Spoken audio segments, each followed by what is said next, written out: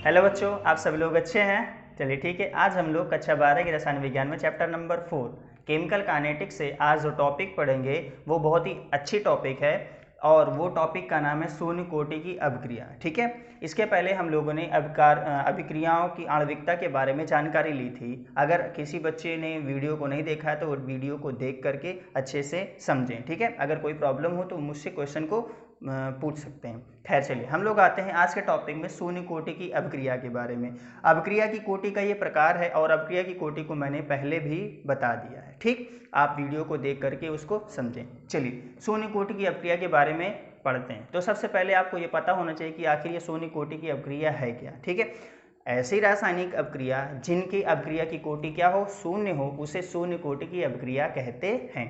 या हम दूसरे शब्दों में ये कहें कि ऐसी रासायनिक अभिक्रिया जिनमें अभिक्रिया की दर अभिकारक अणुओं की सांद्रता पर निर्भर नहीं करते। तात्पर्य ये है कि वहाँ पर अभिकारक अणुओं की जो सांद्रता होती है बहुत ही कम होती है, इतनी कम होती है कि वो 0 के बराबर हो जाती है। बात समझ में आई? इसीलिए इसको क्या बोला जाता है, शून्य कोटि की अभिक्रिया कहते हैं। ठीक है, बात समझ में आई?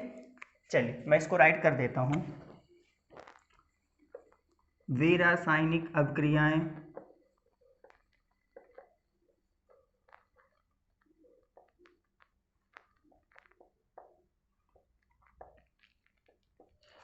जिनकी अभिक्रिया की कोटि शून्य होती हैं, जीरो ऑर्डर ऑफ रिएक्शन, मतलब शून्य कोटि की अभिक्रिया कहलाती हैं। ठीक है, आपके बुक में एक दूसरा डेफिनेशन दिया है, उसमें ये बताया गया है कि अभिक्रिया की दर अभिक्रिया की सांद्रता पर निर्भर नहीं करते हैं, तो वो भी बात बिल्कुल सही है। ठीक है, क्या कहा गया है उसमें, ये बताया गया है कि अभिक्रिया मतलब ऐसी रासायनिक अभिक्रियाएं जिनमें अभिक्रिया का वेग अभिकारक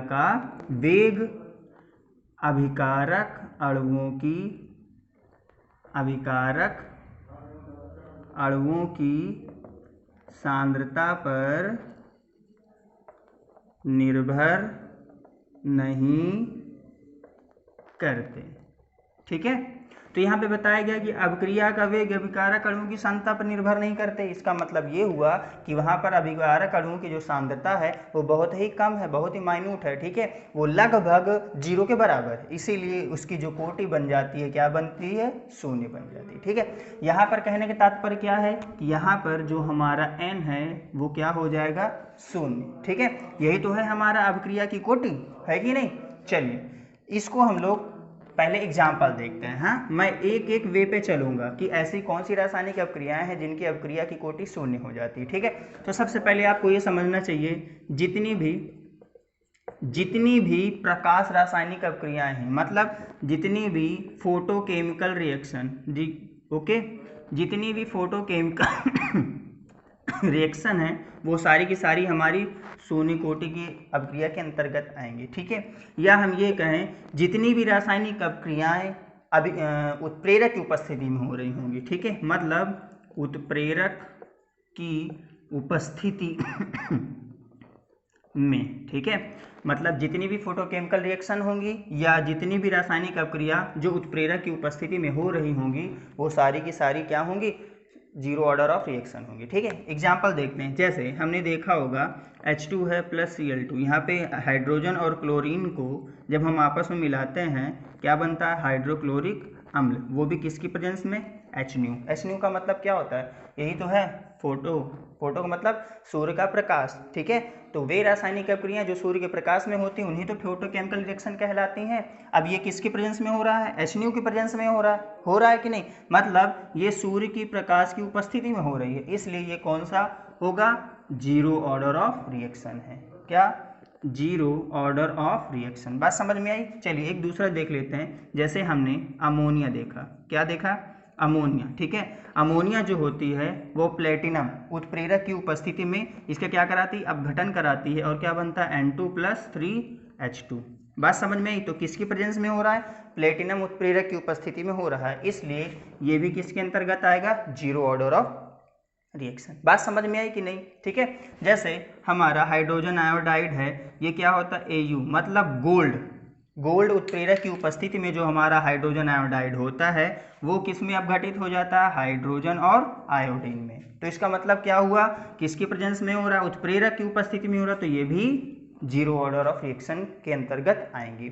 हमारा कहने का तात्पर्य भैया यही है सिर्फ और सिर्फ कि जितनी भी रासायनिक अपक्रियाएं हो रही हैं, ठीक है, जितनी भी रासायनिक अपक्रियाएं हो रही हैं वो या तो HNU की प्रेजेंस में, मतलब सूर्य के प्रकाश की उपस्थिति में हो रही हों, या किसी न किसी उत्प्रेरक की उपस्थिति में हो रही होंगी, वो सारी की सारी जीरो ऑर्डर ऑफ रिएक्शन के अंतर्गत ही आएंगे। ठीक है, बात समझ में आई? ठीक है, चलिए अब हम लोग देखते हैं इसका गणितीय सूत्र देखते हैं। ठीक है, किसका, जीरो ऑर्डर ऑफ रिएक्शन का गणितीय सूत्र देखते हैं। ओके, चलिए मैं इसको दो पार्ट्स में डिवाइड कर देता हूँ बोर्ड को, क्योंकि ये दो पार्ट्स में ही अच्छे से समझ में आएगा, क्योंकि काफ़ी लेंथी हो जाएगा, है ना।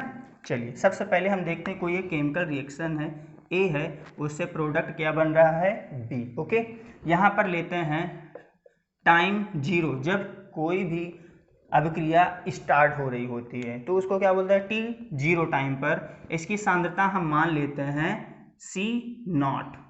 ठीक है, C0 मतलब यहाँ पर टाइम कितना है, जीरो, तो इसकी सांद्रता भी कितनी है, C0 है, मतलब उसकी सांद्रता प्रारंभिक स्थिति में जितनी भी सांद्रता दी गई है पूरी की पूरी है। ठीक है, और यहाँ पर प्रोडक्ट कितना बना, जीरो, है ना, क्योंकि अभी अभिक्रिया तो शुरू हुई ही नहीं ना, तो उस टाइम पर प्रोडक्ट कहाँ से बन जाएगा। ओके, चलिए अब हम T बराबर टी टाइम लेते हैं, मतलब कुछ समय के बाद, वो समय कितना है, T है, टी टाइम के बाद जो हमारा ए है उसकी कॉन्सेंट्रेशन कुछ ना कुछ तो घटेगी, तो मान लेते हैं वो C0 से Ct हो गया।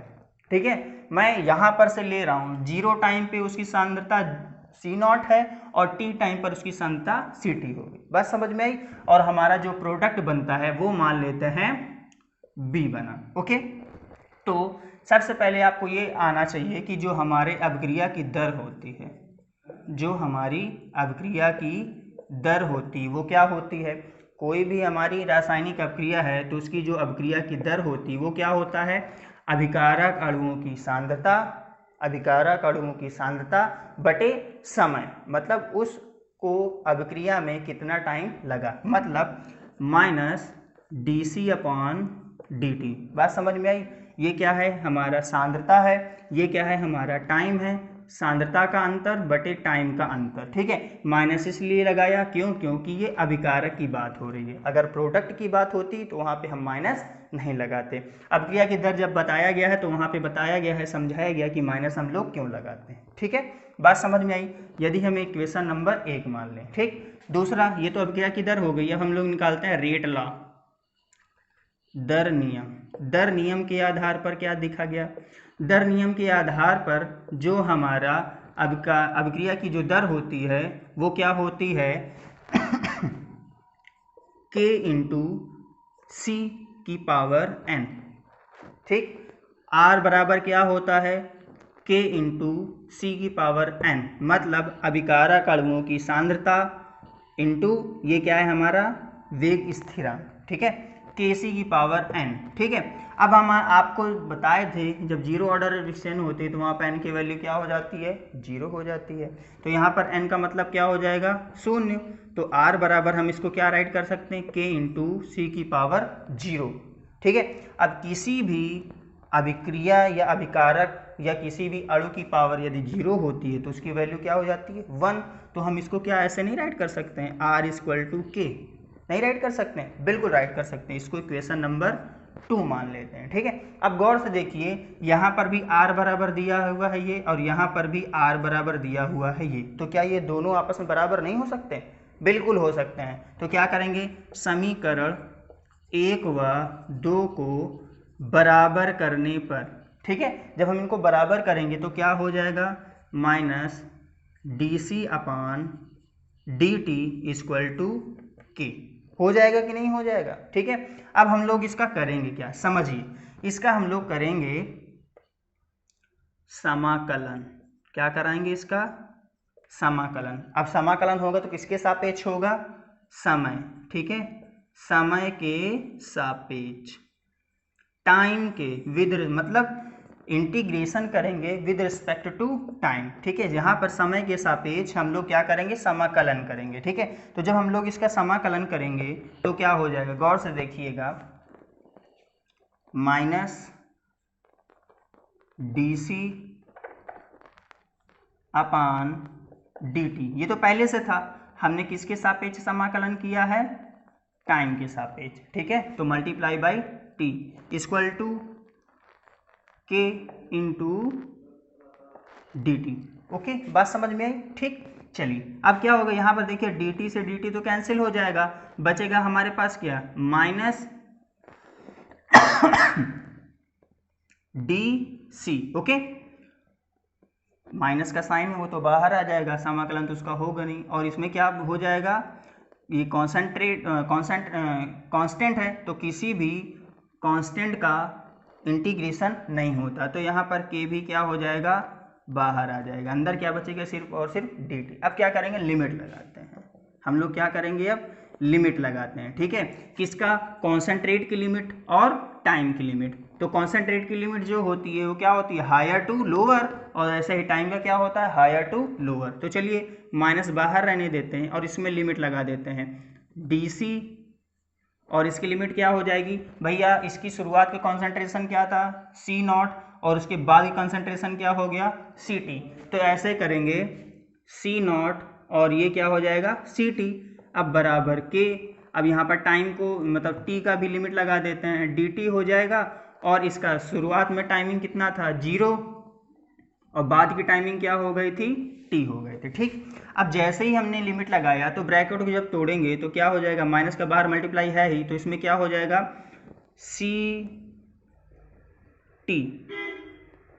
ct माइनस C0, मतलब ये सांद्रता से घटा देंगे इसको, तो ये हो जाएगा पूरा का पूरा, ठीक है। ओके, अब इसको देखते हैं k, अब ये भी क्या हो जाएगा, t माइनस 0, ठीक है।